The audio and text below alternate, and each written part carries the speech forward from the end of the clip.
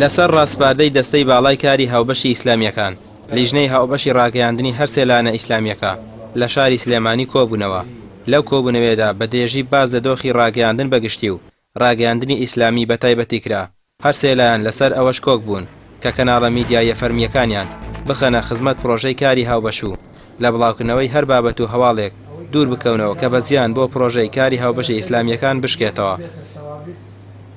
کۆبوونەوەکەی ئەمە کۆمەڵی ئامانجی لە پشتەوەیە یەکێک لەوانە ڕێخستنەوەی نێوماڵی میدیاکارانی ئیسلامیە بە سەرپەرشتی ئەم سێلایەنە ئیسلامیە و بە هەماهەنگی لەگەڵ میدیاکاران و ڕاگەیاندکارانی دەرەوەی سێلایەنەکەش و پاشان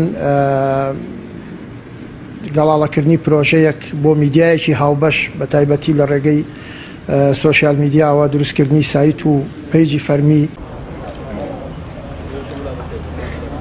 هەر سێلایەنی ئیسلامی بۆ شۆڕکردنەوەی پرۆژەی کاری هاوبەش بۆ نێو ئۆرگانەکانی خوارەوەی حیزبەکانیان لەسەر ئاستە جیاجیەکانی قوتابیان و لاوان و خوشکانیش لیژنەی کاری هاوبەشیش بۆ بەیەکەوە گرێدانی زیاتری ئۆرگانە جیاجیەکانی هەر سێلایەنەکە بڕیاری داوە پێگەیەکی ئەلکترۆنی بۆ ڕووماڵ و بڵاوکردنەوەی کاری هاوبەش بکاتەوە و خولی پێگەیاندنیش بۆ ڕاگەیاندنکارانی هەر سێلایەنەکە بکرێتەوە. لەو کۆبوونەوە جەخت لەسەر ئەوە کرایەوە کە پێویستە دەستگا میدیایەکان و میدیای ئیسلامی پێکەوەکاری هاوبەش بکەن، دیبیتی هاوبەشکەن بۆ نمونە دەورات و خولی هاوبەش بکەنەوە لە تۆڕە کۆمەڵایەتیەکانە ئەو ئەگەر هەندێک حاڵەتی نەشیاو هەبێ نەهێنڕێ و کەم بکرێتەوە. بەڕێوەبەری تۆڕی میدیایی کۆمەڵ بە گرنگیەوە لەو کۆبوونەوە دەڕوانێت و پێی وایە هەنگاوی باش دەندرێت بۆ کاری هاوبەشی ئیسلامیەکان و قۆناغەکە بەرەو دۆخێکی باش دەبن.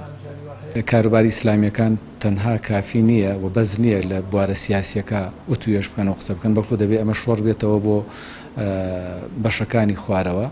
بۆیە دەبینی لە چەند ڕۆژی ڕابردووە خوشکان کۆبوونەوە، قەرارە زانایانیش کۆبێتەوە، ڕێکخراوە پیشەی و مەدەنیەکان پێکەوە کۆ دەبنەوە. ئەمڕۆژ میدیاکاران و دەستگاکانی میدیای هەر سێلایەنەکە کۆبوونەوە بە چەند خاڵێک گەیشتین کە گرنگترینیان ئەوەیە کە ئیسلامیەکان لە چوارچەوەی لە بواری کاری ڕاگەیاندنا پێویستیان بە کاری هاوبەشەیە بۆەوەی کە گوتارە بۆ ئەوەی پەیامەکەمان وەکو پێویست بگات لە بەرەوەی تا ئەندازەیەکی زۆر پەرتەوازەیی لە پەیامەکانی ئێمە هەیە، لەگەڵەوەی کە ئێمە خاوەن یەک فیکر و تەسەوور و بۆچوون و ئایدۆلۆژیاین لەوانەیە لە هەڵوێست و مەواقیفە سیاسیەکانمان هەندێک جیاوازیمانە بێ.